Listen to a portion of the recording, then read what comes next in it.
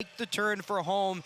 Take a look at some of the teams that have really set themselves apart at the top half of the league. Beginning with the Vermont Catamounts. UVM, a team that's pretty much always around when it comes to conference tournament time at the end. And played a difficult non-league schedule. Some injuries have set them back, but coming into their own right now. Cam Ward, last year's Sixth Man of the Year, scoring right there, and again the deep shooting of Kurt Steidel.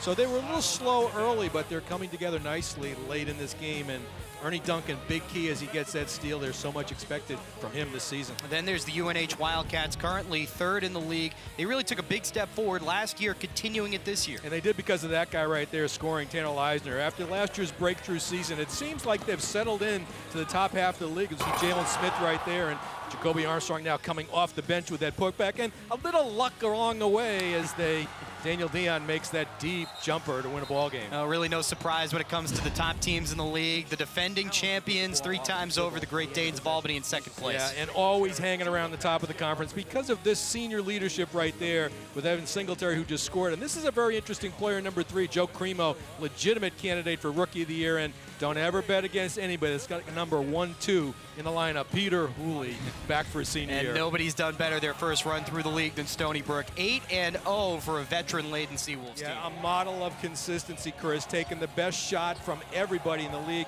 Senior leadership, as we see Trey Purifoy right there, Rayshawn McGrew right there with the ball in his hands. This trio of McGrew, Purifoy, and Warney, as solid as it gets in the upper classes. Take a look at the standings, and still some room for some teams to move into that upper half. You see Maine there, just a game off the pace. Of course, UMass Lowell we're seeing tonight, just a couple of wins for maybe getting in to that upper echelon of the league. And taking a look now, some Player of the Year candidates. Ethan O'Day, the veteran big man for Vermont, another consistent player. Yeah, actually, the legacy to the Vermont winning percentages, good in the pick and roll situations we see rolling, legitimate shot blocker all over the court, went over 1,000 points this year. Evan Singletary, one of a few veteran players leading this Great Danes team. Well, leads the Great Danes in 5 or 6 offensive categories, top 10 in the league in scoring, top 3 in assists, one of the best floor leaders in this conference. Guy you already talked about, Tanner Leisner from UNH, great sophomore year. Getting better and better every day.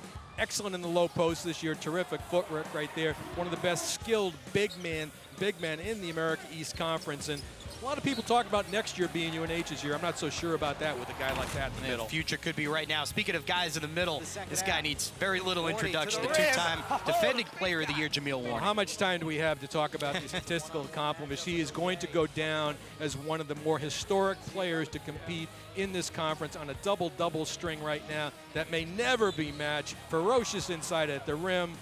The rebounding margin of +9 that Stony Brook has is due to Jameel Warney. And one of the great things about the America East, so many talented senior players. See, 3 of the 4 guys that at least right now in the mix for Player of the Year, members of their respective senior classes. And it's just good to see. These are 4 of the 5 people that the coaches in the preseason actually picked for the first time, for the first team going into the season. So it's nice to see they've been consistent with their expectation level in their final year. They're halfway through the conference schedule, still 8 games to go for everybody. We got a lot more coming up tonight as well. Halftime here at Chase Family Arena.